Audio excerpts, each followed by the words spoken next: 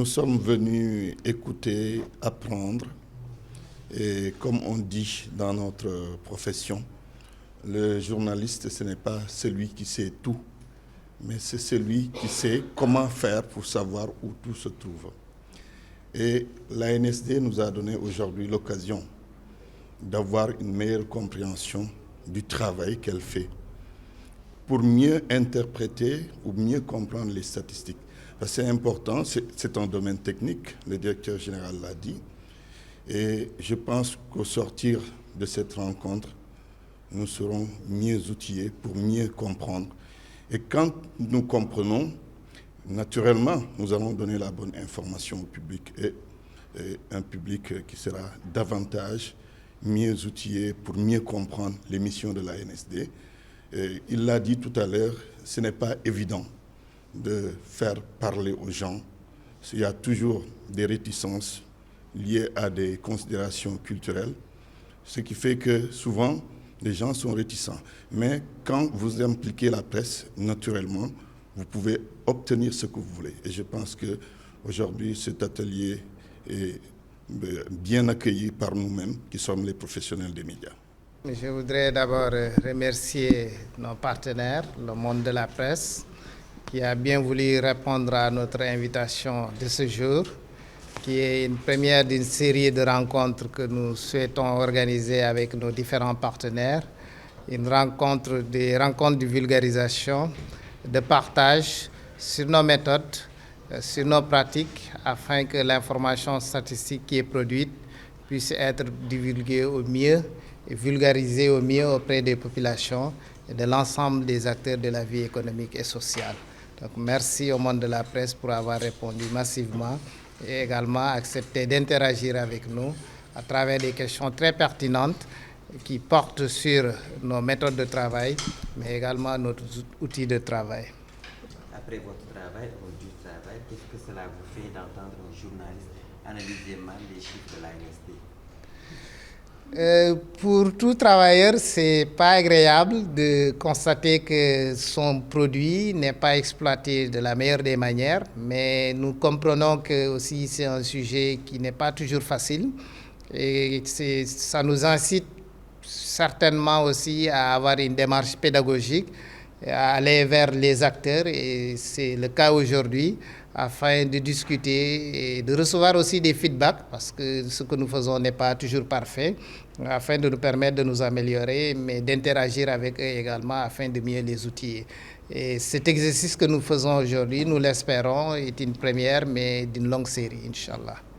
Nous avons conscience que la statistique est un sujet qui est assez complexe, mais éminemment important, puisque participe à mettre à la disposition de l'ensemble de la collectivité l'information sur la vie économique et sociale, la situation sur la vie économique et sociale, mais également les progrès et les contraintes rencontrées.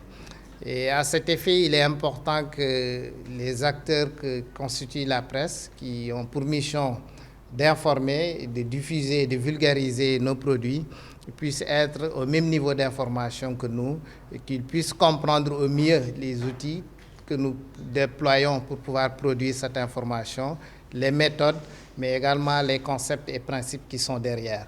Cela permet de mettre à disposition l'information qui soit la plus pertinente, mais aussi qui soit la plus conforme aux données qui sont produites. Nous avons divers classements au niveau mondial qui attestent de la performance statistique des pays.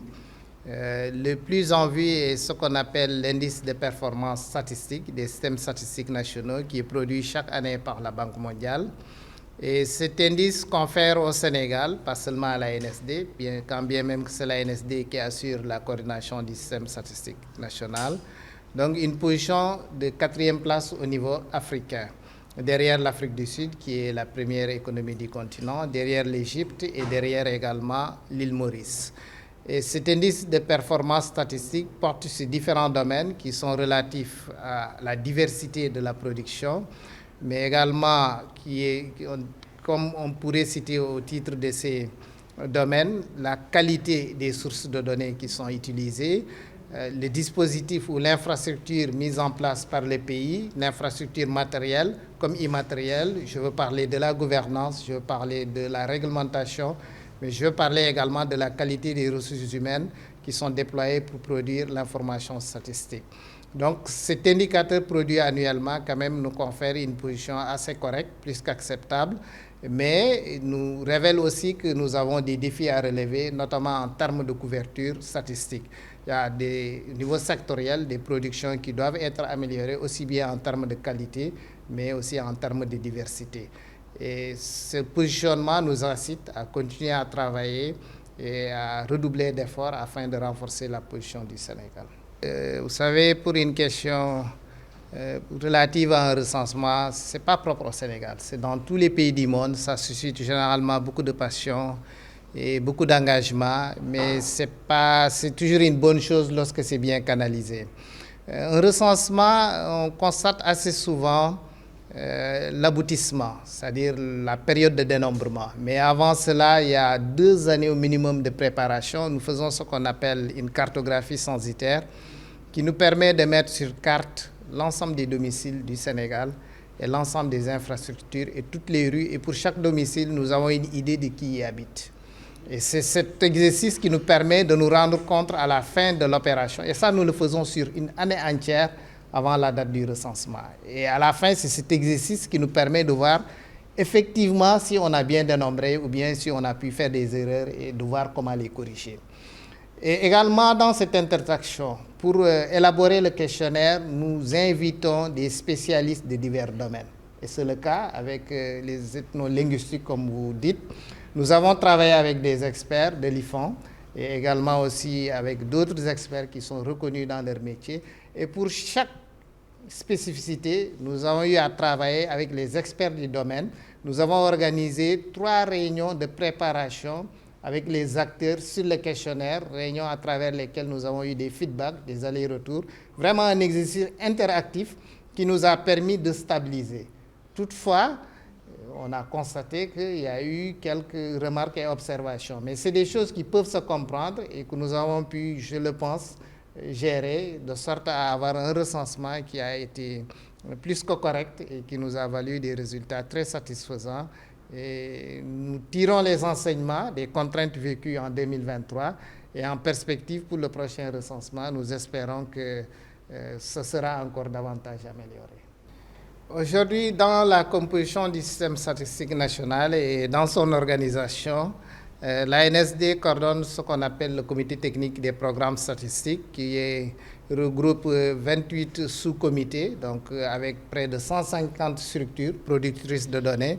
C'est un peu lourd à organiser, mais tant bien que mal, nous arrivons à les réunir chaque trimestre au niveau de l'ANSD pour discuter de méthodologie, discuter des normes, partager les bonnes pratiques, mais aussi recueillir les données qui sont produites par ailleurs. Mais nous pensons que ce système peut être amélioré et être mieux organisé afin de veiller à ce qu'au niveau sectoriel, que la coordination même puisse se faire, de sorte que si nous avons des institutions qui, au niveau sectoriel, sont suffisamment bien outillées, bien accompagnées, bien appuyées, la tâche s'allégerait pour l'ANSD, de sorte que nous aurons peut-être à faire une coordination intersectorielle pour un nombre de structures beaucoup plus limité. Et nous pensons que cela pourrait aider également à être beaucoup plus proche et à diversifier davantage la production statistique.